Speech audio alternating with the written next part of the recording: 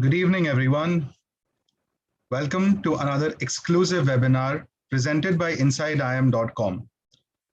I'm your host, Debrup Poddar, and today we are going to discuss about a very crucial topic. What exactly lies beyond the cat? Well, it's not exactly a black hole that we don't exactly know what lies beyond it, but still, it's a question that many aspirants ponder, especially because for many aspirants, CAT is one of the main ways for them to secure their dream B schools. Well, for multiple reasons, and we have seen how difficult the year 2020 has been, the main day of CAT may not work out in your favor all times. And so many external uncontrollable things can happen on that day that it's not exactly wise to always bank upon that one day to achieve your dream. Well, today we are joined together with 5 amazing panelists from some of the top B schools of the country who are going to share their experience of how CAT went for them, and moreover, what their journey was like to join and to write for these different entrance examinations and join these top B schools. So today we are joined by Akshansh, Spandan, Shubhagata, Ronak, and Shefali. And before we proceed to the question of the webinar, we are going to know a little bit more about themselves. So Shubhagata, why don't you tell us a little bit more about yourself? So hi everybody. So first of all, I'm logging in from Mumbai, and it seems so weird that a couple of months back I was sitting on the opposite side of the screen watching some other panelists sharing their experience, and now it's my chance. So it feels great. So I've done my graduation from NMIMS BSc Economics, and then I went ahead to work for a year for a firm in the pharmaceutical industry, sales and marketing. And then I took up CAT again in 2020. So this was my second attempt. And now I'm at MICA, luckily. So yeah. Awesome. We're joined by someone from what is considered to be the Mecca of marketing, isn't it? MICA Ahmedabad. And we'll be hearing a lot more about the entrance exam MICAT, which is taken to get into this coveted B school. So moving on, Akshansh, what about you? The audience wants to know a little bit more about you. Yeah. Hi, Debrup. Like Shubhagata said, it really feels to be great on the other side, and thanks for the opportunity. So I'll keep my introduction short. So I'm Akshansh Gupta. I was born in Jaipur and brought up in Delhi. I did my schooling in Delhi itself, and then went for engineering in Chennai.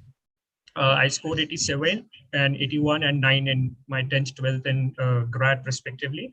Post that, I worked for 2 years in Pune for an MNC, and in my endeavor to study more, and especially in management studies, I decided to give the entrance exam, and luckily I have been into the prestigious SIBM Pune class of 23. Awesome. We also have someone who's from NMIMS. Ronak, why don't you tell a little bit more about yourself? Good evening, everyone. First of all, I'd like to thank InsideIIM for giving me this opportunity to express my opinions on this platform.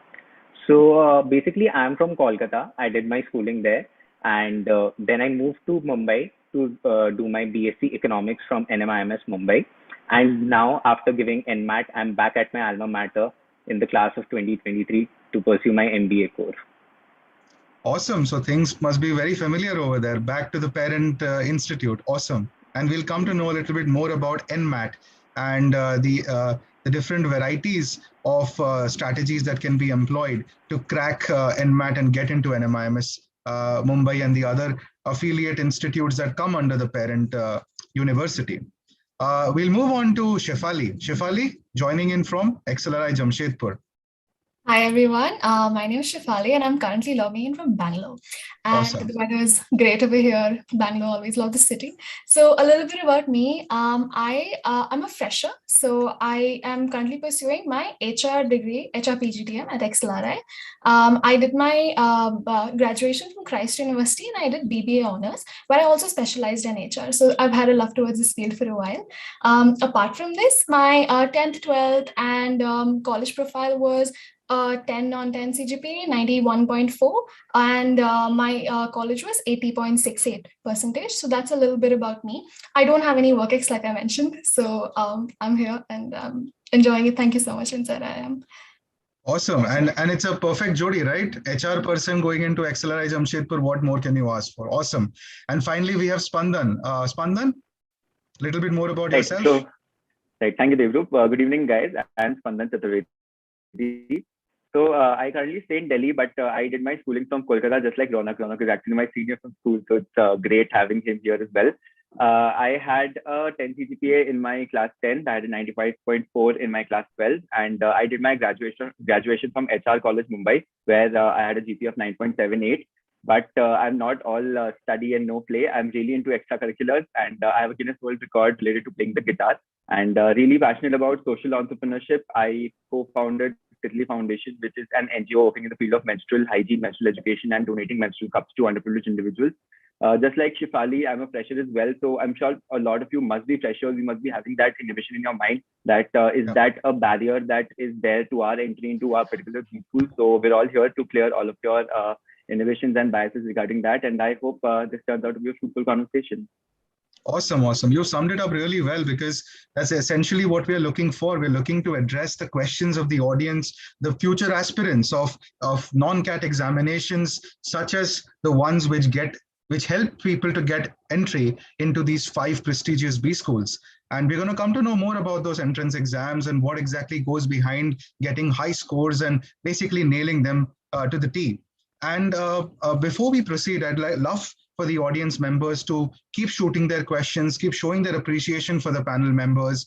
If you have any friends over here, I've already connected a junior and a senior from school life over here, and it's awesome to do that always. So yeah, keep shooting your questions, folks in the audience, and we'll be happy to take them up in the audience questions segment. So moving on, the core topic of the webinar is to understand what exactly lies beyond the coveted CAT exam and what are the different options out there. But to understand that in a better manner, I want to know, and the audience would love to know, how your CAT 2020 experience was like, and what exactly was your preparation up till that point of time? And more importantly, what was your D-Day experience? So Ronak, why don't you start us off?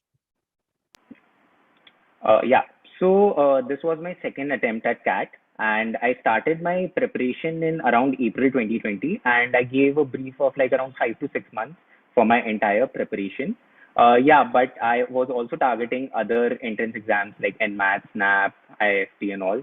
So yeah, talking about the D-Day experience, unfortunately, my CAT wasn't as great because on the day my center was facing some technical issues.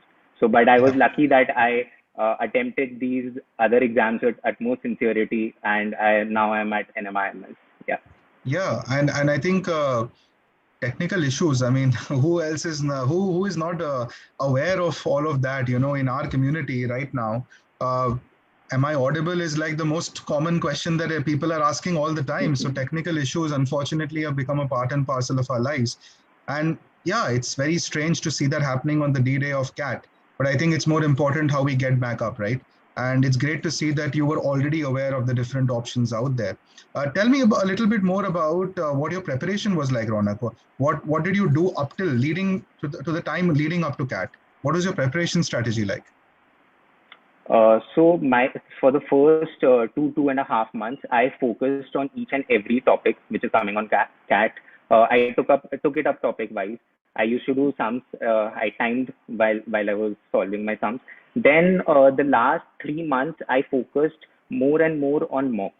So Yeah. I made it a point like in a week I give at least two mocks, and Yeah. then I used to analyze my mocks. I used to find out my mistakes, work on my weaker topics. And yeah, that was my preparation leading up to the CAT. And when you experienced that technical glitch, when you had that unfortunate point on the D-Day, what were your thoughts like? Did you immediately start thinking about the non-CAT options, or did you take some time to process first what happened? So definitely the experience on the day wasn't very great enough. And yeah, it did take me time. It took me around a week, 2 weeks to get over the entire feeling. And yeah, but I knew it for a point, like this is my year. I have to make it come what may. And so, yeah, I just then forgot what happened with me in the exam, and I started focusing on my other exams, and I knew I had to crack it. Yeah. Yeah, I mean, it makes sense. And it's something that is very difficult to get over because, as you mentioned, we put months of preparation into it. But I think the outlook that we have shown, that you guys have shown, to look beyond it and to understand that no, there are multiple options and I need to be smart and I need to be strong and positive to, get to those other options as well, is something that is crucial whenever things don't work out. And we really don't have a say, right, what's going to happen on the D-Day. But thank you, Ronak, for sharing that experience with us. And I'm sure that people will be motivated to understand that there's no reason to lose hope after the performance of a single day. Thank you, Ronak. Shubhagata, what about you? What was your D-Day experience like of CAT 2020? So fortunately, my D-Day experience was smooth. I had a good center with everything in place. I was within time. There was nothing that went wrong. However, one does, so everybody is not as lucky as this. And the other kind of issues that come when everything externally is right is your own anxiety and fear. You are stressed. Suddenly there's a DILR sum that you did not expect coming there, and you're like, how am I supposed to solve this? I can't get the other 7 right. So I think at that point, what is important is a self-pep talk, which you create and make it up for yourself while you are practicing for the D-Day. So I think apart from practicing the questions and taking the mocks, it's important to know yourself and how to handle yourself when the anxiety kicks in. So I think that is important because all 3 time periods that are there, the slots which are there, have different set of difficulty when it comes to different sections. Hence, it's important that you put yourself back into the game, because at that point, you can't give in to the anxiety. You have to fight it and solve the question right in front of you. Because You beautifully added a layer to the thing that was already discussed by Ronak, that external is one thing and definitely there's an internal component to it as well. And I, for one, know many people in my personal network of aspirants who have succumbed to that internal pressure, unfortunately, even though they were much better performing candidates than myself.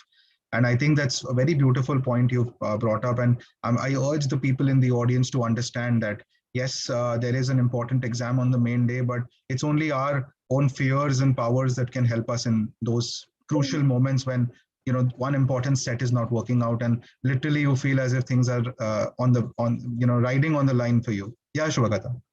In fact, one last thing I'd like to add with this is that I myself am a person who's always fear test. I mean, I am right here, right now at this part of the screen, but trust me, I am the person who would blank out in an exam, etc. So the main challenge with CAT is not only solving and practicing, but it's mentally preparing yourself. So your entire prep for the D-Day also includes these factors. Yeah. So, and Shubhagata, did you know about these non-CAT examinations? You were aware of all the different options? Plan B was there in your head? Yeah. So what happened, this was my second attempt on CAT. And the first time that I gave, mostly my focus was CAT, only to realize that there is ample of opportunities available. Yeah. So when I started my prep for CAT 2020, my first thing was to understand what am I looking for in an MBA and what are the colleges that do provide me the platform that I need. And then I did a back calculation of what they require me to do. And that is how I got a plethora of information on NMAT, IIFT, SNAP, MICA. And that's how I did my research. And also the coaching center that I took up also helped me with the information and updates. Yeah. So a very structured approach, in terms of understanding what you would like as an aspirational point of view and then mapping it to the relevant B school and the ones that don't accept CAT, but accept other exams. And I think that's very quintessential for people to know that, there are other exams out there like the ones that you mentioned, and including MICAT, the one that has finally got you into MICA Ahmedabad. It's a very different type of exam, and we're going to talk about it later on.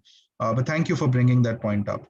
Akshansh, I want to know your CAT experience, CAT 20 experience, and I want to club it with also understanding your existing knowledge about the non-CAT examinations prior to CAT. So what were your thoughts then? So as all of us know that CAT is considered the benchmark of the ability to get into a B school. Yeah. And so I started my CAT prep around 5 to 6 months before the D-Day. I'll tell about my experience first. It was a very far center. Like it was traffic in Delhi. Everyone is going out on some day or the other, given the weekends and everything. So it was tough reaching, but no worries. I think I calculated well, and I reached the center. Everything else was perfect. And like Shubhagata mentioned, it's the internal anxiety that makes you blank and doesn't let you perform at the best as you used to do probably in your mocks. Yeah. To be really honest, CAT pattern was something that was not suitable to me. So I decided to enroll myself into a coaching institute. So, and luckily, and I'm very lucky that I met a really great mentor over there. So he basically made me a transition to the pattern and everything very smoothly. And he, in fact, introduced me to the other parts of the B school entrance examinations. So I think with the help of him and the whole institute, I was able to guide my way and probably look beyond the CAT as well. Correct. And you just reiterated the topic of this webinar, and thank you for doing that, because the audience needs to understand that there is an entire world probably out there which is beyond this particular exam, without taking away any credit from the exam, because we've all given it. We all understand, as you correctly pointed out, it is the first and foremost benchmark for us. Even in terms of a chronological order, barring probably the first attempt of NMAT, it is the first thing that we all aspire to give. So without taking any credit away from that coveted exam, yes, it is very crucial to understand and know probably much in prior what exactly are the options out there. And thank you for sharing your experience, Akshansh. Spandan, I'm going to come to you now with the same question. Your CAT 2020 experience, along with any prior information that you had based on the other non-CAT examinations. Okay, so I'll first tell you about my preparation. I'll then tell you about my exam experience, and then I'll tell you about my outlook regarding CAT and why I chose to give other examinations as well, right? Sure. So preparation, very straightforward. I think all of us at some point of time have taken help of coaching institutes, and they really do help because they help you structure the way you plan your preparation, right? They tell you that this is the way that you should plan out. So I was big on mocks. Mocks was my main strategy because the content is not drastically different from what you've done in, for example, 10th, 12th, if you had mathematics and verbal as well. But mocks is something that helps you get used to the feeling of giving an exam, right? That is what you have to inculcate if you're sitting for an exam like CAT. Yeah. So giving mocks, I think starting with somewhere around 1 or 2 mocks a week, around 2 months before the exam, and then gradually scaling it up so that I'm used to the idea of sitting for that particular amount of time, giving that exam, knowing where I lacked, working on those sections, doing better in the next mock, right? So coming to the D-Day, I think, Debrup already knows about this, but my CAT experience was not that bad. It was decent, and the exam went well. I think according to me, how I scored 98.33, right? So it was not that bad. But when the marks had come, I think somewhere around January 1st week, the marks had come out. You don't get your percentile right then, right? You get your marks. Yeah. And based on the initial polls that were coming in, I did not think I was going to be scoring that well. In the end, around March, when the results came and the percentiles came, I scored decently fine. But in January, I was in a state of mind where I was thinking that I have tanked CAT. I have nothing else going on right now, and I really need something to hold on to right now. That is where IIFT came in for me. That is where I knew that this is one exam where I have to, it is kind of your salvation, where you have to give it your everything and you have to redeem yourself per se. And even though I ended up getting calls from a couple of the older IIMs, from a couple of the newer IIMs as well, I think the way that I structured my IIFT prep and my mindset regarding that exam, this is why I converted it to that level where I thought that this is where I want to be and this is where I want to go. So that is how my journey was. That's excellent. And I think it's very crucial to know that there are so many people out there who are of the same mindset as you are probably, Spandan, giving the CAT exam, waiting anxiously for those answer keys to be developed, waiting anxiously for those predictors to be made, waiting that month and a half's time to understand what's going to happen. And you do get your marks in advance, as you correctly mentioned. But yeah, that anxiety is there. And for you, unlike the others, probably the drive for the IIFT exam was the feeling of probably tanking that exam when you actually did not. And that could be the story of so many people out there. So I think that's a great takeaway for the audience members as well. to understand that, yes, it is okay. And no, it is not always the fact that people end up giving these exams when they do poorly in CAT. All of these people are extremely bright people, brighter than me for sure. And I'm sure that they have given it based on some logical thinking. So thank you, Spandan, for sharing that other perspective of taking these different non-CAT exams. And finally, we come to Shefali, who I have been holding on for a long time. I'm sorry for that. But yeah, Shefali, would love to know about your CAT 2020 experience, the D-Day experience, and any information that you had in advance about these non-CAT exams. Right. So for me, I had actually started preparing for CAT well in advance because, like I mentioned, I was coming from college. My college was extremely strict. I loved it, but the schedule was really hectic. So I had a plan in advance, and I actually started 2 years beforehand. When I was in second year itself, I'd started my prep. And the thing is that I took the help of a coaching center because I knew that my learning style is one that works best when complemented with guidance. So to leverage on that, I went ahead with coaching. But to anyone in the audience, I also want to deliver that it's not necessary. I know a lot of people who did it without it as well. Now, coming back, because I received like formal training, I was aware of the different non-CAT exams available, but my eyes were not on them. I was still looking at it from, okay, no, CAT. And the thing is that by the time the exam came, I think there was so much pressure that was built up. And especially this entire batch that's sitting in front of you, we all gave our exams during the pandemic, right? Like right after and all of that. So there were like 100 things happening here and there. So I think on the day of the exam, there was a lot of pressure, especially on me. Even though like my exam center was all right, like everything worked fine. But owing to the pressure, I think I did not do as well as I'd hoped I would. And the worst part was that I received my CAT result right before my XAT exam. So it was a couple of days before my CAT exam that I knew how I had done. And when I saw my score sheet, I knew instantly what I had done wrong. I knew that it wasn't the prep that had lacked, it was my state of mind during the exam that I could not handle, despite giving the mocks and despite, being dedicated and sincere and all of that. And that's when I realized the difference between the people who are able to regulate their mindset during an exam versus those who don't. And let me tell you one thing, guys, being able to regulate your headspace holds no partiality towards anyone. It doesn't favor the people who have been sincere or the ones who have not been sincere. So this is something that everyone should work on from the time you start prepping itself. So right before my XAT exam, I made sure that I was relaxed. I wasn't taking too much, load on myself, and I did make it a do or die option for myself more than anything else. So, and that really helped me overcome. I think, and my performance jumped in. Well, as you can see, I'm at XLRI now. So that was about my journey. Awesome. And that's a great perspective that you brought out, because it's amazing. I mean, yes, on one hand, people can look at it as a failure. On the other hand, you can be like Shefali Gupta and you can be like, okay, I'm going to take this to my stride and I'm going to look at all the mistakes that I've made for this particular exam.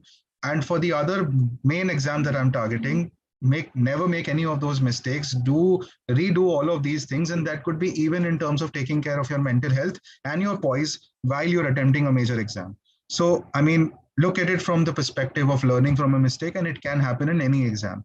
Because as we clearly started off the discussion with, we don't really have that control over what happens on one single day, especially when a pandemic is going on around us. So thank you, Shefali, for bringing that point up. And we're going to come to each one of you asking more about your individual preparation strategy for XAT, IIFT, SNAP, NMAT, and MICAT.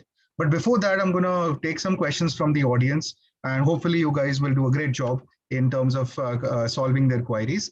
First of all, before I do that, I have to mention, looking at the live chat on YouTube, that there's a lot of love coming for all of you guys. I mean, there's a lot of praise and appreciation coming for Ronak. People are saying that Ronak has even trained them during their CAT and other exam preparation. A lot of love coming for the other panel members as well, and that's great to see. And keep shooting that, those words of appreciation for the panel, because they've taken their time out to answer all these important questions.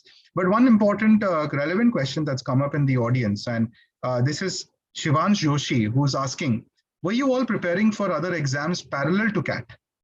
So I have asked you guys about you knowing about these different exams, but what was your scene like? Were you having the time to prepare for these other exams in mind? Akshansh? Yeah. So the beauty of all the Indian B schools examination is that just the structure, like VA, QA, LRDI, it's consistent throughout all the B schools exams that I have given. So Yes. Even if you somehow prepare, if you dedicatedly and properly give your everything in the CAT, I think that it would be suffice enough at least to make a base for the further exams that you may give. Just with a little practice and a slight tweak in your strategies, probably you could ace the other exams as well. So all in all, basically just that CAT is the preparation for CAT. If done properly, I think it acts as a perfect smoothing transition from one exam to another. I think there's no problem in that. Interesting. Spandan, your take on this question? So yeah, I actually wanted to add on to what Akshansh said. Just like Shefali said, when you're preparing for CAT, right, you don't prepare for the other exams with that state of mind. You're just thinking CAT. Yes, I have to bell the CAT. That is what I have to do. And for me personally, it was the same. Up till November, I was just thinking about the CAT. I was not preparing for other exams. I actually ended up giving the NMAT first attempt right before my CAT. And I had not done any specific prep for the attempt. It was just I had probably seen the format of the exam right before my attempt, right? And it was decent. It was not that bad, not that great as well. But yeah, just like Akshan said, that's the beauty of it. If you prepare once for CAT, the content is the same.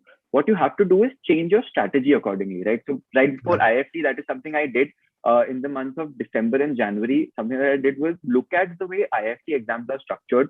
Look at the way, the kind of questions they give, the amount of time you'll have to solve those questions, and plan out my strategies for the different sections accordingly.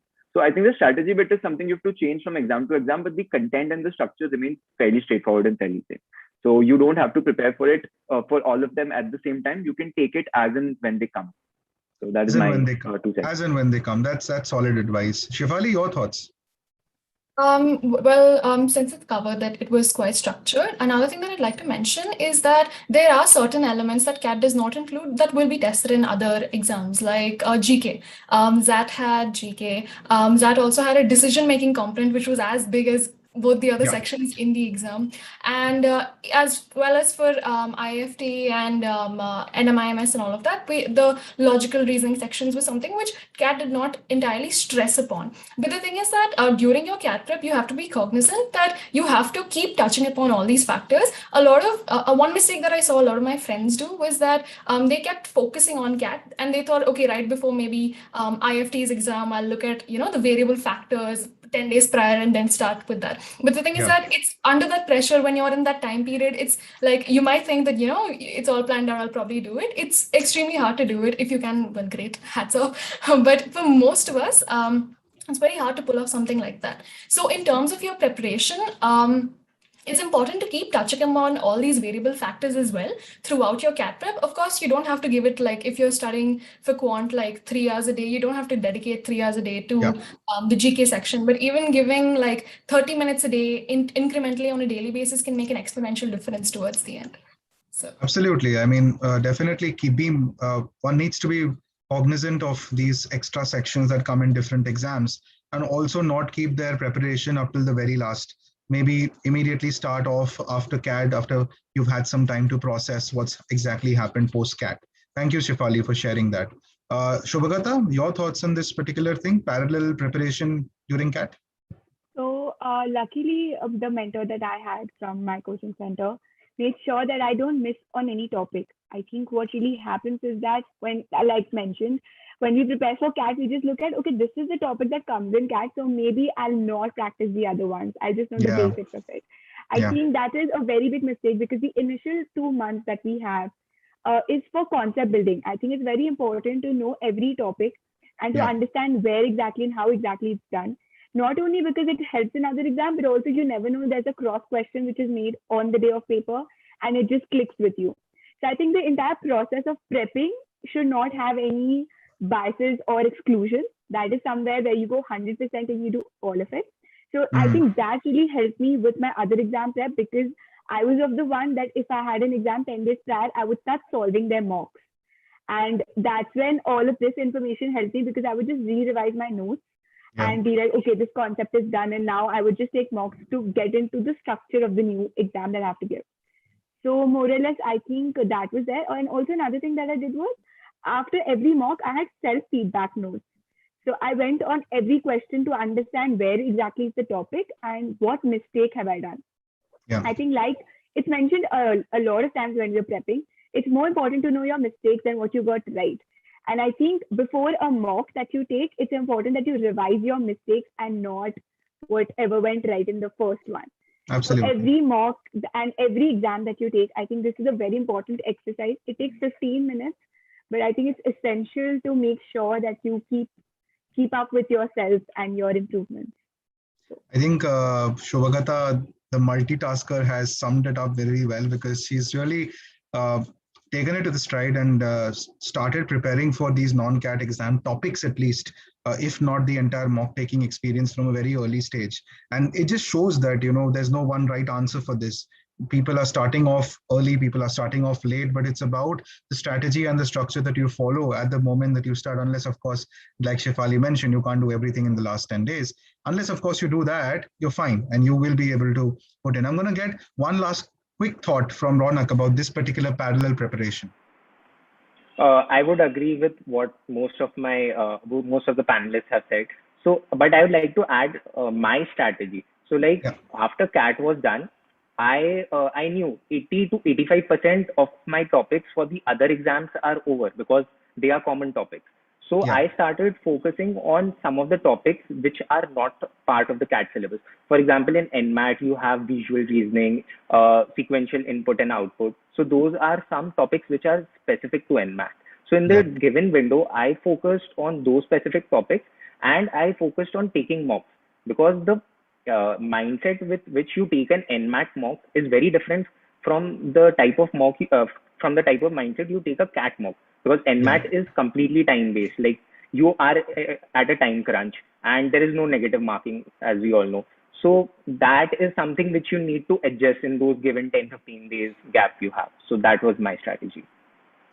I think you've summed it up really well, and you brought another important topic over here by mentioning the name of your exam, because that's going to be the next segment that we talk about, where we individually discuss in depth the different entrance exams, the corresponding entrance exam that has got you entry into your institute. But before I do that, Mumta Sethi from the audience has completely shattered everything. She has opened the Pandora's box, because she's saying that is the toughest exam out there. Now, I don't want to get into all that, because people will cause mayhem over here. But yes, I mean, please don't go into that kind of thinking that one exam is better than the other. It's about your priorities and very much about what your goals and aspirations are. But interesting, Mugdha. And hopefully we come to know that you've done well in that in the coming times. So yeah, we move on to the next segment, where we talk about the individual entrance exam that has got you entry into your institute.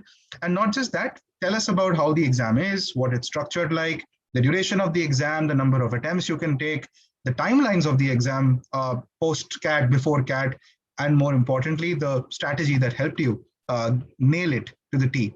So we'll start with Shubhagata. So I think MICA, first of all, is a very unique kind of examination. It's not a regular aptitude test. The reason why it's unique is, first of all, it has a psychometric test, which is very rare to find. And so there are two types of people. Either they fake it till you make it, or they're completely honest. So now with the fake it till you make it, the problem is there are few questions which get repeated, paraphrased. So until and unless you're not very aware as to what you had marked the earlier questions, chances are you might just go wrong. So there are 150 questions and you're given 25 minutes. It's not that difficult if you stick to you being you, which is the exact concept of the entire MICA process. And the second part of it is this descriptive writing, which again is very challenging, because there's a time constraint that is put on you. So that 25 minutes and there are 4 questions to be answered. On an average, you have to write 200 words. And each question requires you to be creative. It requires you to think on the spot and then comprehend and articulate yourself in such a way that you stick to the word limit. So again, this is very challenging, because there are 200 or 100 people typing at the same time. So you don't realize, but the keyboard sound actually is a hindrance. And I realized this in my first attempt. You remember that moment when you were writing it, the whole room is suddenly filled with tuck, tuck, tuck, tuck. I mean, I remember the first attempt I gave. I never expected. So when you're writing your mock, you're in your own room, there's silence. You're typing. And then suddenly on the day of the exam, 100 people start typing at the same time, and you don't realize. Because we're typing on the traditional keyboards, right? We're not typing on laptops anymore. So that is also a very big D-Day challenge which comes with this exam. Moving on to the aptitude test bit. So over here, they don't have a DILR section per se. They have a divergent and convergent thinking, and then they have Quant, which includes DI sets. So what happens is, because the name includes LR topics, but the way they have structured their questions is a little different than your traditional LR that you might see in like NMAT or CAT. So again, that would require you to get used to those kind of questions, which again comes from mock practices. One another thing which is very special is the word association questions which come up, where there is one word and you have to relate it to 5 other sentences or words given to you. Now this gets very challenging and confusing on spot. So again, this requires a different kind of practice. So all in all, MICAT is not something like a regular aptitude test, and it requires you to get in structure by practicing the mocks. For the descriptive, you could have individual sectional practices. You can get it checked by your mentors or by your friends. I think it's very basic writing. It's just the time constraint that puts you under pressure, because of which you might make mistakes which you regularly wouldn't. So I think that's how MICAT is different. It's a 2 hour, 15 minutes exam, which was changed last year. That was the new format. So depending on the format this year, because of the pandemic, they changed it. So the guidelines may change this year for it. But basically, this is the structure of the exam. And for the benefit of the audience, could you also inform them about the number of attempts and the timelines of the exam? So the first attempt happens in December, and the second attempt happens around January end. For both of them, you can register independently. It's not a one-time thing. 2 attempts are allowed. That is the maximum. You can choose not to attempt it the second time, or to attempt it second time and not the first time. So that flexibility is there. And whenever there is a question of multiple attempts, I assume that in all the cases, people will get the best score as their final output. And do not get discouraged by the marks that you get after your first attempt. Because I thought that the marks... Walk us through that as well, because MICAT results are not traditional, right? Yes. So MICAT scorecard is not traditional. You get your score, you get the lowest, and you get the highest for each section. So now at this point of time, what happens is there's a lot of speculation which happens, because everybody calculates their own version of what should be the cutoff. Now, what exactly happened with me was that I got a 31 on 50, which was not considered a good score according to all the speculation that was done. So I was very discouraged that, this did not work out. Why to give the second attempt? Because I did whatever I had to in the first. So I was very discouraged because of it. But it was my friend who gave me a very interesting line, which was, if you don't try, the probability of you acing it is 0. So try it and at least let the possibility stay. And I think this was the reason why I gave a lot of other exams and gave the MICAT second attempt, only to realize that the first one, 31 on 50, was actually one of the very good scores. So life plays out in different ways. Life is very strange. Do not fall for those speculations, because you might not know it's the best score in that particular year relatively. Everything is relative. So just stick to your procedure, just stick to your guidelines, and just have faith in it. It does work out in the end. And because MICAT doesn't have a percentile, today, InsideIIM folks and everybody in the audience, today I also have come to know how well I have done in the MICAT exam. Till this day, I didn't have any idea. Nobody has an idea, because their structure is very different. So I think, especially with MICA, especially with NMAT as well, I think this happens. So I think just stick with your score and wait for the final result to come. And if feasible, make use of the second opportunity. If it's feasible in terms of circumstances and finances to go for the second attempt, then why not, if you're given the choice. Thank you, Shubhagata, for sharing that. And MICAT is a beautiful exam with no personal bias to it. My experience of it also has been great. I've loved studying for it, especially in terms of preparing for the written description section. And it's something that folks interested in marketing, especially in communications, can definitely check out. It's one of the top B schools of the country, and definitely anybody aspiring to ace MICAT will benefit from the experiences that have just been shared. Thank you, Shubhakata, for that again. Ronak, we'll come to you. NMAT, what an interesting exam. Walk us through it. So I don't know about others, but like I personally feel like NMAT is like one of the most student-friendly exams. Achha. So the thing with NMAT is you can schedule it, like there is a 3-month window and you can schedule it any day in the given slots, any day, and you can even choose your own time for giving NMAT. So the thing with NMAT this year, in my year, was that it was the first year that the exam had become adaptive, like the foreign exams, like GRE and all. So basically what happens is like if you're answering questions correctly, then the level of questions also become difficult, right? So that was a change for us, and because of that, scores had shot up. Like till my seniors had told me, like if you're getting an 208, 2010 in an NMAT, it's perfectly good. You will qualify. But in my year, scores shot up 235, 240. I knew people who got 260. So so when we gave our attempt, we were a little bit unsure. Like, is this a good score, or the cutoff might go even higher? So that was. So like MICAT, it's also one of the other exams which doesn't reveal itself in percentiles, and with the format change and everything, very difficult to predict the necessary cutoffs, right? Exactly. So they were all around the place. They were going like, this will be the cutoff, 240 will be the cutoff, 250 will be the cutoff. So and I believe like NMAT is also very like an exam where you are always in a rush for time. So after you are done with one section, you always feel I could have done 2 more questions in that. So that is a feeling you will always get after giving an NMAT exam. And talking about the structure of the exam, it is a 2-hour exam and it has 3 sections: language skills, logical reasoning, and quant.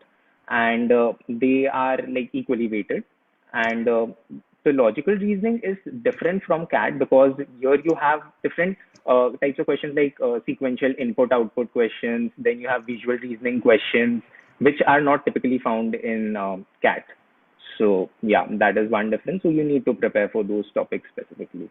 And in terms of the attempts, I remember that people could even give it from home this time.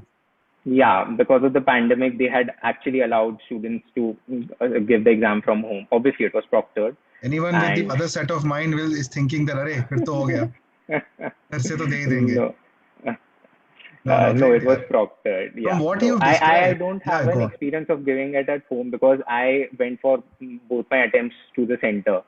So Oh, you went to the center. You chose the option of going to the center at that point. I believe because sitting at home and giving a competitive exam, I don't know, it doesn't give me the feel.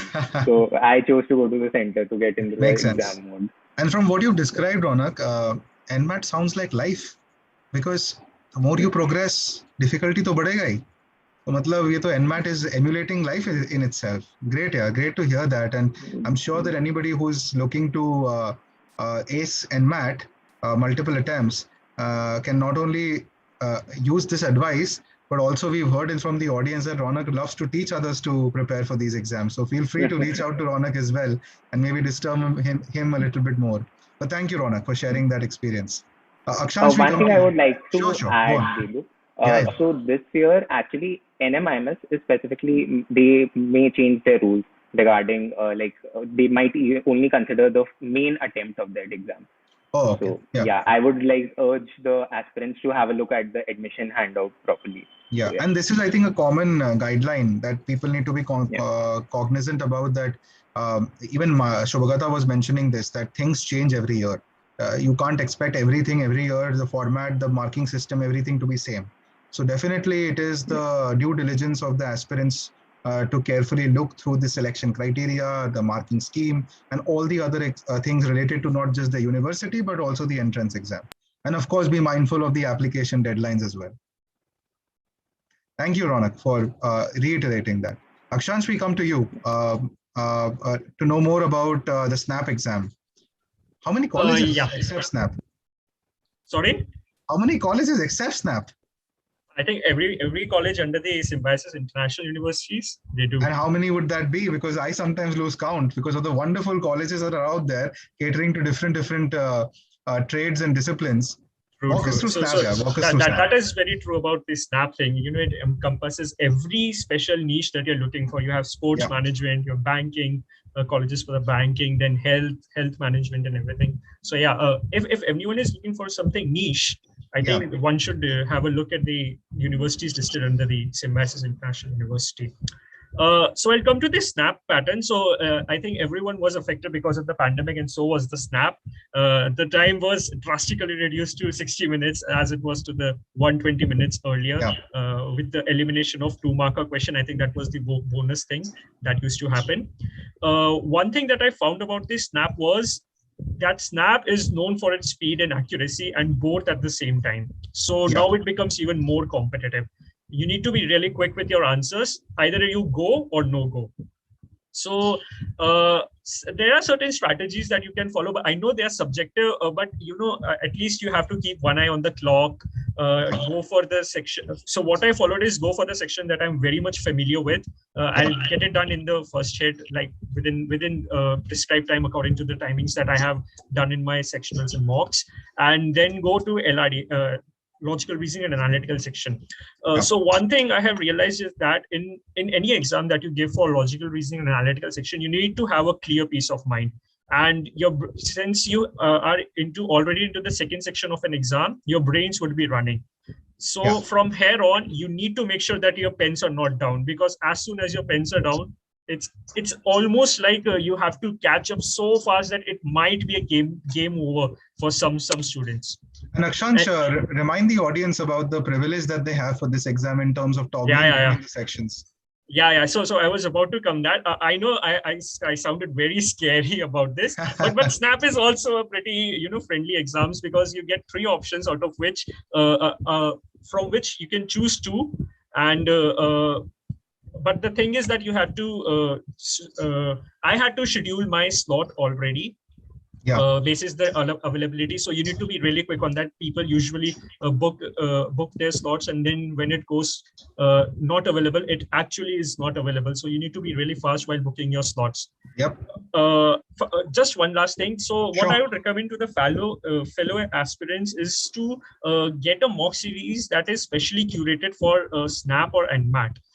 Because there are certain questions, like my other panelists like Ronak and Shubhagata mentioned, which are not exactly that much into the CAT, but when questions like finding out the patterns, like advanced finding out the patterns or input and output questions, I think they could prove to be really useful. Awesome. And I think Snap is something that you correctly iterated very well, that there are 3 attempts, but the demand is very high and the supply is only 3.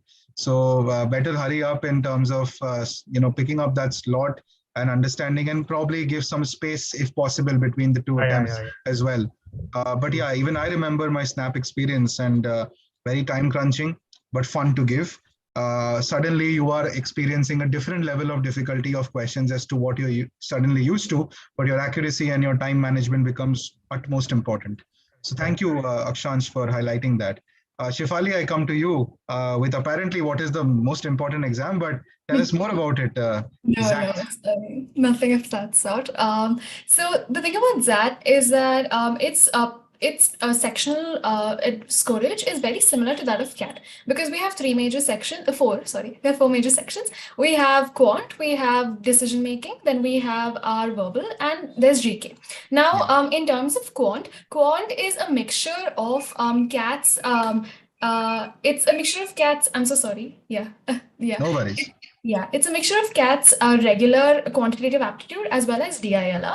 And as for the verbal section is also a very good representative of what was tested in CAT. Now, apart from that, the decision-making section is something that's extremely new. And even in terms of finding, prep material for this, it becomes a little hard on the internet or even for coaching centers. So decision-making can become a make or break factor for many of the aspirants who are looking to ace at ZAT.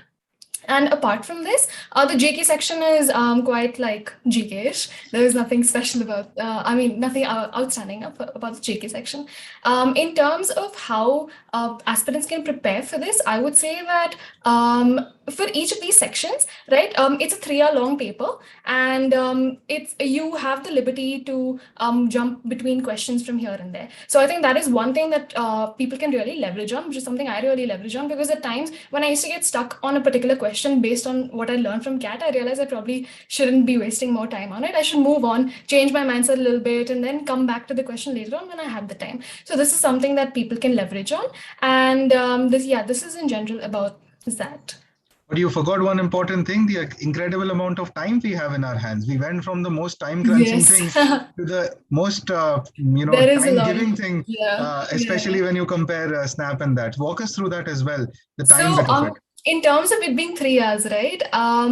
I'll tell you one thing, it's very easy for people to be focused for just 1 hour, 1.5 hours, and then lose that sense of focus in the upcoming hours. Like, it's a very natural human tendency to lose focus beyond even 45 minutes, right? Sure. We're not even able to pay attention in class for that matter for that long. So in terms of balancing out your approach to the paper, what I did was that I tried to make sure that the kind of questions I was tackling, I kept keeping it a mix. And if I was continuously facing, like, say, 5 different difficult questions, then I tried to skip maybe 10 questions ahead to an extremely different kind of approach, which will probably refresh my mind. Because when you're in the exam, you do have that time crunch. You can't take the liberty that, maybe I'll do this later or something like that. Yeah. But I think prioritization then is something of a thing. Yeah, go on. You have, since you have that advantage, it's important to capitalize on it. And if you play it to your advantage, like some people prefer to have all the hard questions tackled first and then be relaxed and then do the other one. So I would say that this again depends from person to person. In my case, I needed a mix, something that kept me on my feet, but also kept me focused. So that's the kind of approach I adopted per section and how I went about the exam. No, that's a great point. I mean, I was coming at it from the angle that, time is ample for this one, because that's something that I felt. I think all the exams that I had written before that, and I think I had taken MICA, I had taken Snap as well, and NMAT. Everywhere you have a certain amount of time crunch, you have to finish in a certain, like the question to time ratio is not very great. But suddenly I come to ZAD and I'm sitting in the middle of the examination hall and I realize that, oh my God, is this a joke? How am I getting so much time on my hands? Am I doing something wrong? Am I not looking at a section? But yeah, that's my perspective. But you brought a different perspective and a very valid one, because people prefer sometimes to get done with their exam in a shorter span of time. And I know many people who even preferred giving a 2-hour CAT exam as compared to a 3-hour paper. So I think that is, again, in a very indirect manner, the ZAT test preparers are, also testing that grit to take it through the 3-hour duration, or at least the level of difficulty to go through that. And thank you for bringing that up.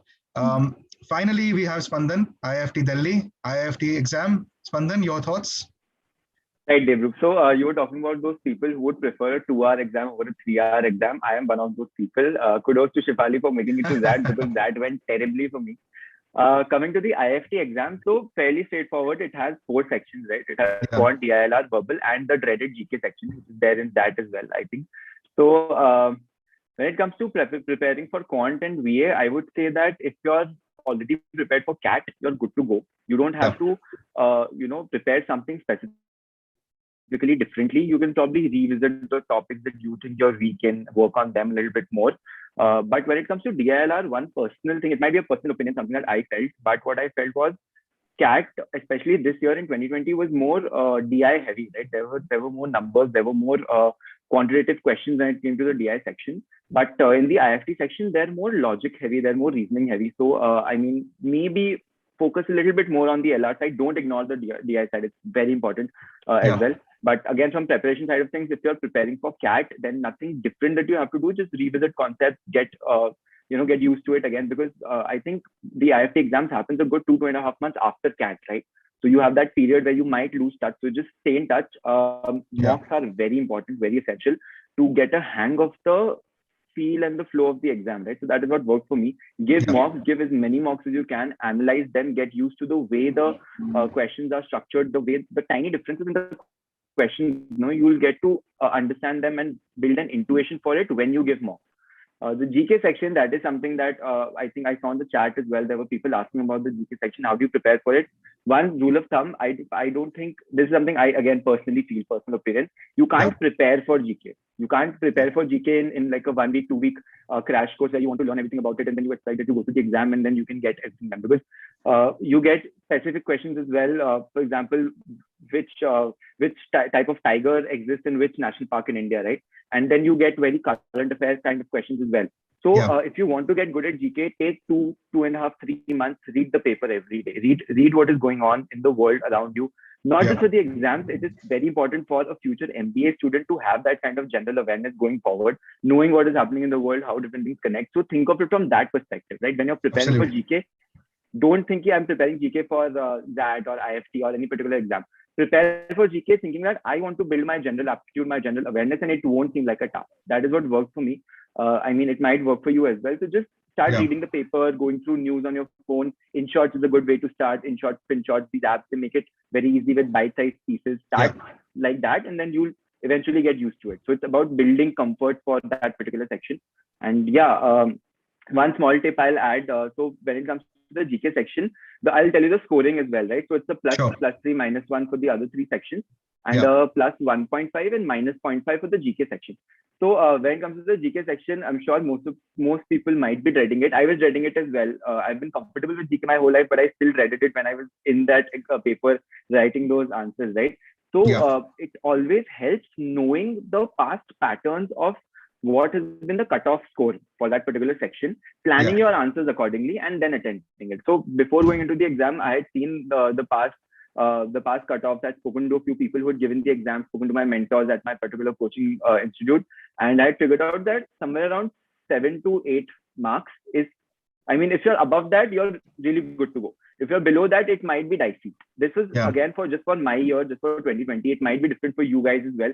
So just keep abreast with what the trends are, keep abreast with what is happening when it comes to the cutoff scores as well.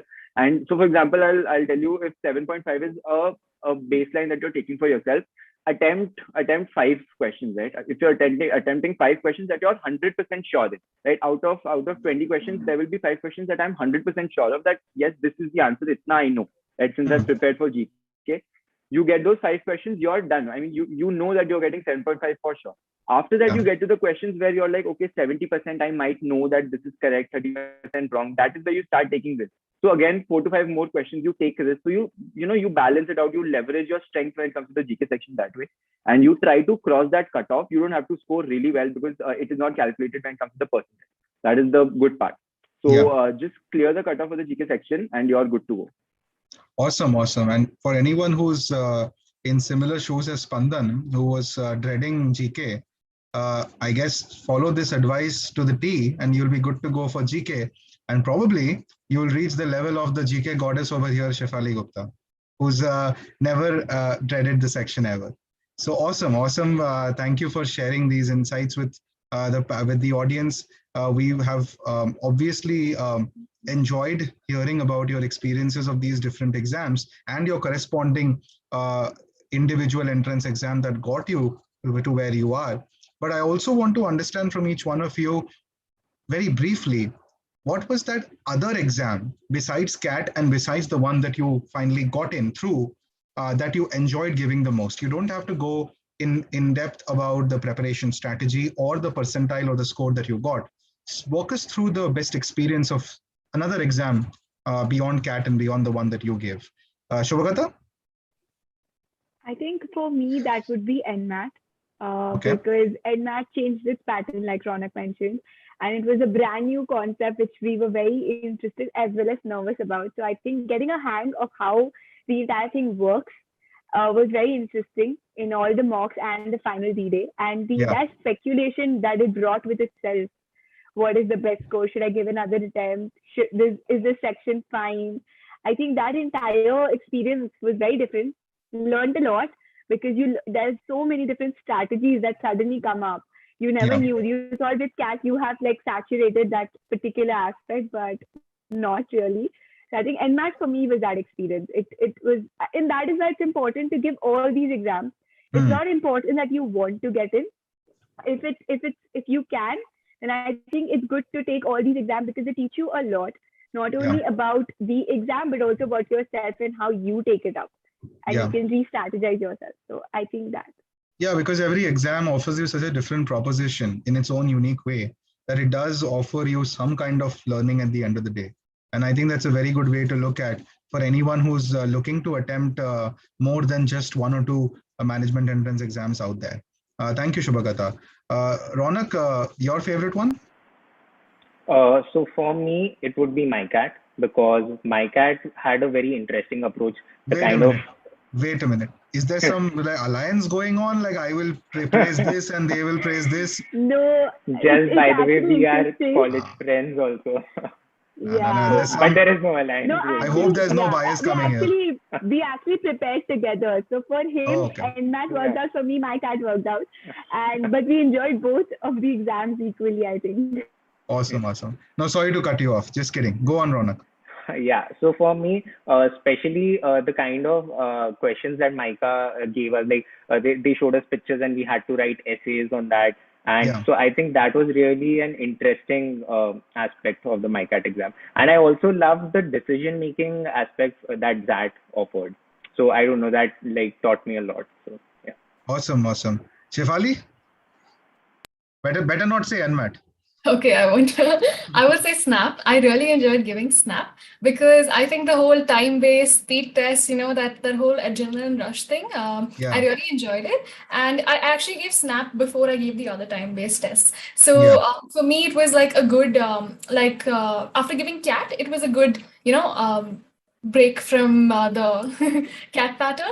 And I really enjoyed giving SNAP. Another reason was because I think my exam center was beautiful. So I reached there like early on in the outskirts of Bangalore, like near Nandi Hills, which is like a hill station-ish area near Bangalore. So I had to drive all the way till there, about 100 kilometers. And then the campus over there was just beautiful, morning sun and all of that. So I was really in a good mood when I was giving the exam. And then it was that time-based aspect. Like it started so quickly and got over so quickly. So I really that was what I really loved about SNAP. I mean, if folks in the audience didn't need to find a reason to give these different exams, Shefali has just brought out another perspective.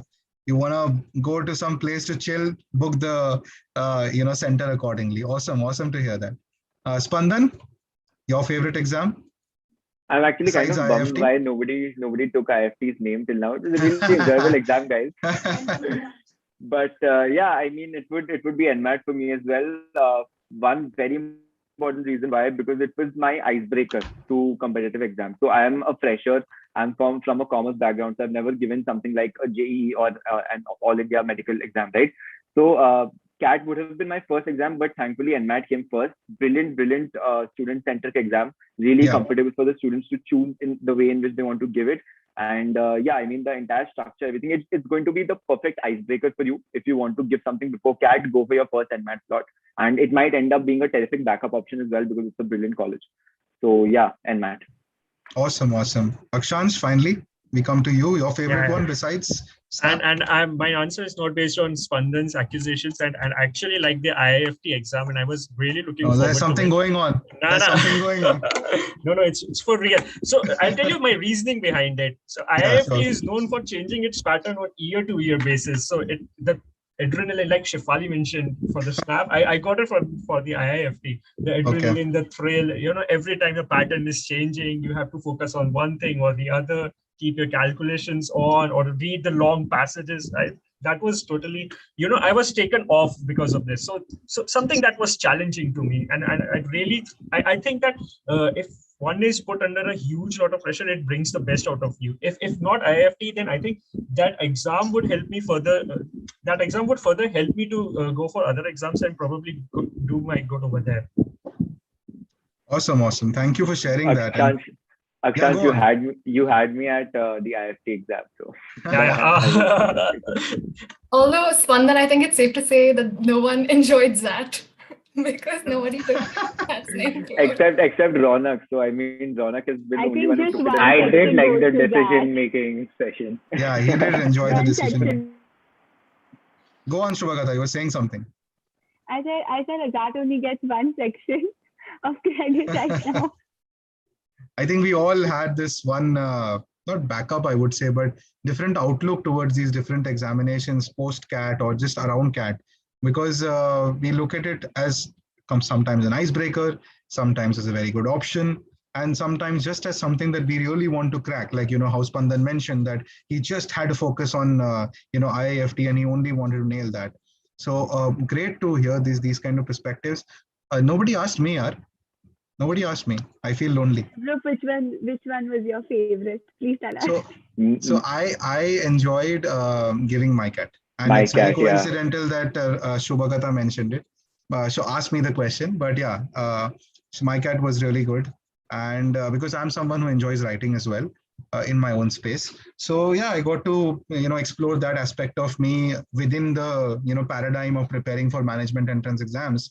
And yeah, it was a great experience. But yeah, as has been highlighted in the panel, that every exam carries that unique proposition to it. And if you've been able to identify it, if you've been able to crack it, and even go better, if you've been able to enjoy it, then these become almost similar, if not better, than your CAT.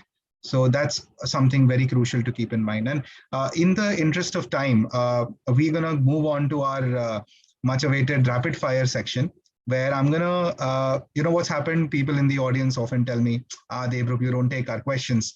We want to ask so many questions to our panelists. So I'm like, okay, I'm always here to solve problems. So I'm going to solve your problem by taking a rapid fire segment right at the end, where all the panel members will get the chance to simply unmute themselves and answer the question that I narrate out. And the one who does that first will not get any hamper, will just get to solve their query. So that's how we're going to go with it. Now, remember, because all of you have come from different colleges and have given and have aced or nailed one particular exam at least, you may feel that, okay, this is a ZAT question, so I'm going to answer this. But no, everyone has, I'm sure, experienced some of the other management entrance examinations out here. So feel free to give in your contributions as and when it is. So shall we start? Everyone okay? All good? Okay. I'm sorry I cannot give you a hamper, but yeah, we're going to have some fun. So I'll narrate the questions and you can feel free to unmute yourself and say the answer. And I request everyone in the audience to keep shooting your questions. We're doing this for you, and we would love to get as many questions as possible and get them answered by our amazing panelists. So here we go. Asta Chawda is asking, for MICA, what about psychometric test and creative writing strategies? Could you elaborate on that? I think for the psychometric... Ronak, you win. Sorry, Shubhagata. Ronak, go ahead. I think for the psychometric test, just be honest and be your true self. That is the only strategy to crack a psychometric test. Don't fake it. Yeah. Awesome. Very briefly put, and this is another instruction I forgot to give you again in the interest of time. Try keeping your answers as brief as possible so we can speed this up and do justice to the name, right? So, I think she also mentioned descriptive. So one line. Sure. Just practice any particular statement or bunch of pictures that you can find on Google. There are sample papers which are uploaded right before and the previous year paper. So I think that amount of practice is enough to crack it. Awesome. So Shrikant Rathi is asking, how can I tackle decision making? Come on. Right. So in decision making, so what's happening? Okay, go on, Shefali. In decision making, see, the thing is that, of course, it's about your presence of mind, and there's only so much that you can prepare, right? Because the question strategy will always change. What helps always is to be well read up on different kinds of ethical dilemmas or different kinds of conundrum-based situations that can help you in positions like this. And even if you're a general reader, right? If you're an avid reader, then this would help me because I used to read a lot. So that was what worked out for me for decision making in ZAT, at least. Awesome. And I'm going to take the power of the host over here and give Shubhagata the chance to add her inputs because I know it's going to be relevant.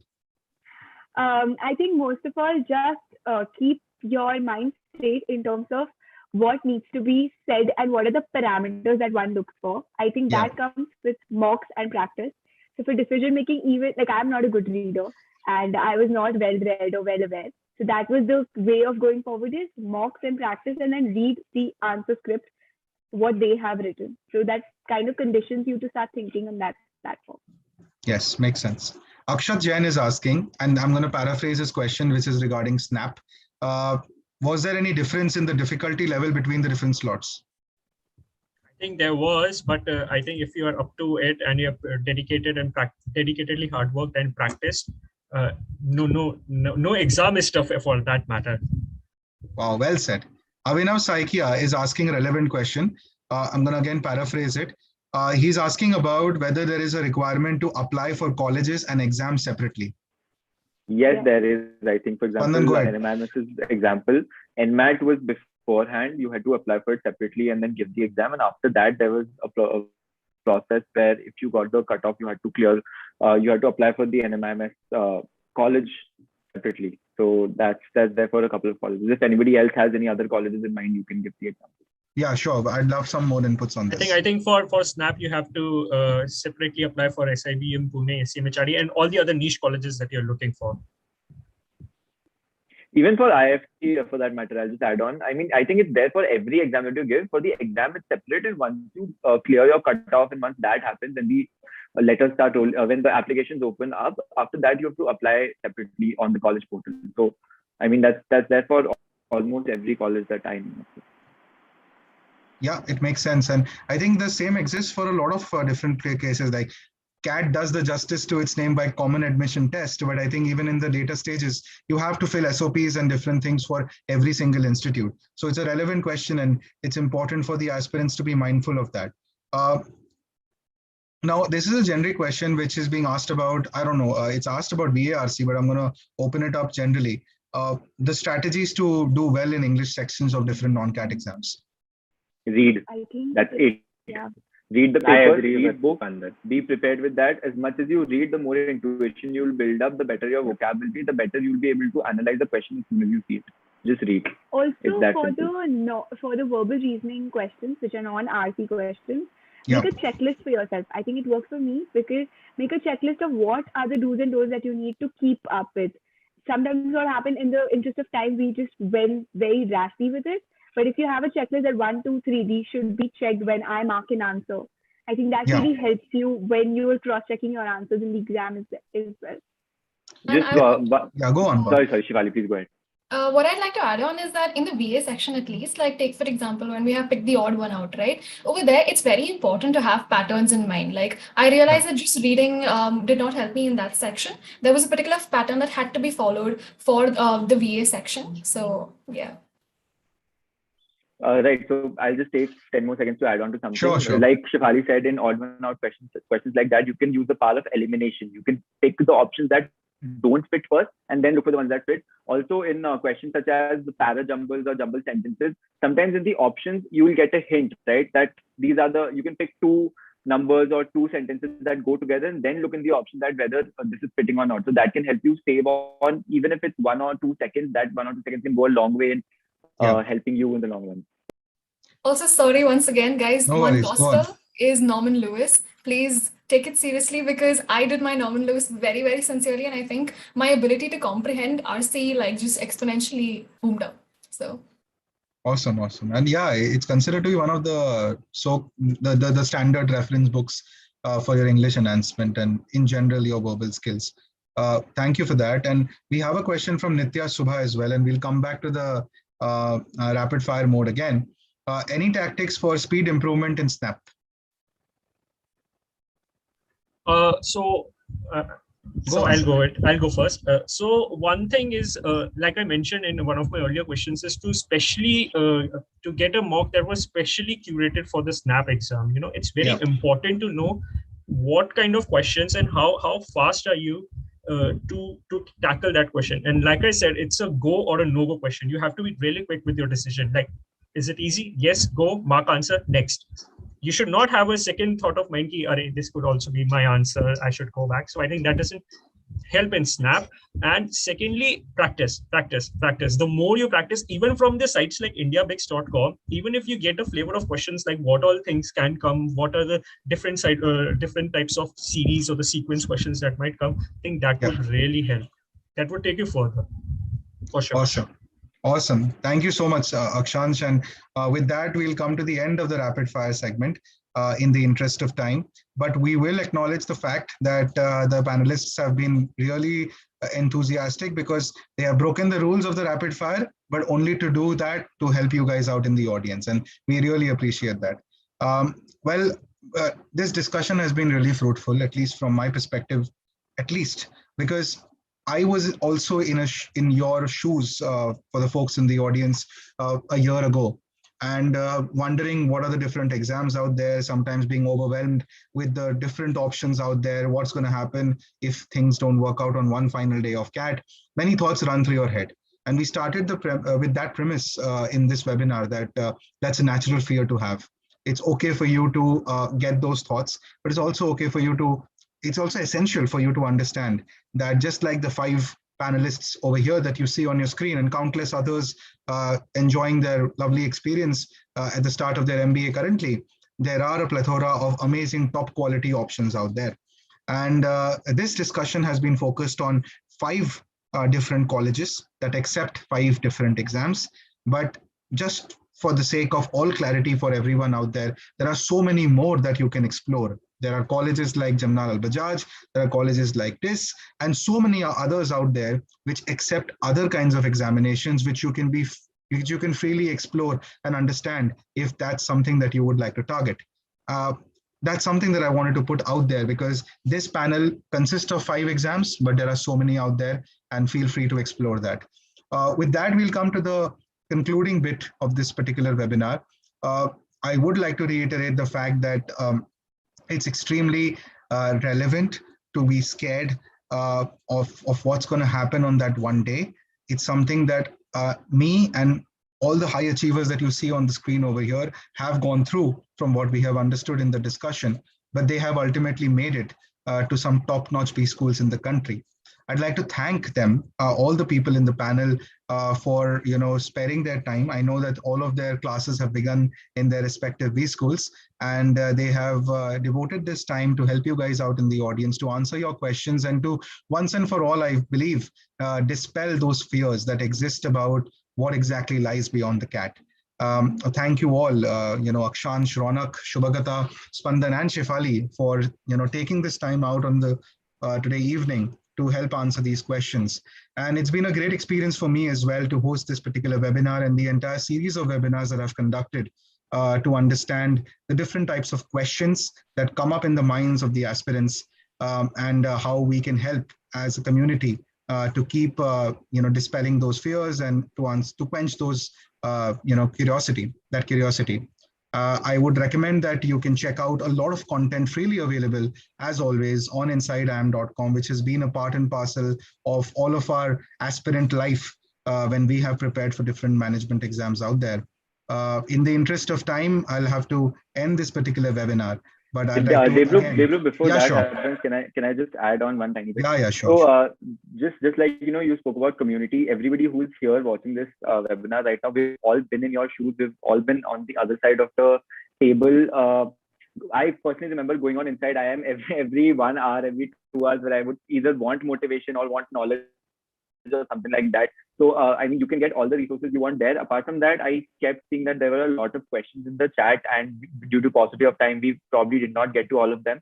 So you can reach out to any one of us, either the 5 of us or Debrup. He's an SP Gen. He's a really smart person. I mean, he's not tooting his own horn right now. I'll do that for him. But you can reach out to him as well, or InsideIIM. And Debrup, if it's okay, I mean, can I put my LinkedIn URL in the chat, that if anybody has any kind of questions, they can reach out to me or any one of us anytime. Yeah, sure. I think the technical challenges would not allow for that direct sharing to happen, but I think people can type in your full name. You can, and they can find you through the IIFT Delhi keyword. And I would recommend all of you in the audience, if you have the time, reach out to these people who have been in your shoes. Understand from them if you have any questions, and I'm sure just like they have done today, they will be able to help you out, take out time from their busy schedule, but still be able to help you out when you reach out to them. So do that, and I'm sure that everyone in the panel would agree when I say that they would be happy to do that as well. Thank you, Spandan, for highlighting that. It's crucial that people know that there are no barriers as such, and we are here to help them. Again, I'd like to thank Spandan, Akshansh, Ronak, Shubhagata, and Shefali, who've taken the time out to be here today. Everyone in the audience, you can feel free to keep yourself subscribed to the InsideIIM channel, which is going to be of a lot of value to you in your entire aspirant and your preparation journey, and probably even beyond that during your B school experience. and you can check out a couple of video links that have been put up in the live chat that can give you a bit more understanding or a thorough understanding of the non-CAT examinations out there.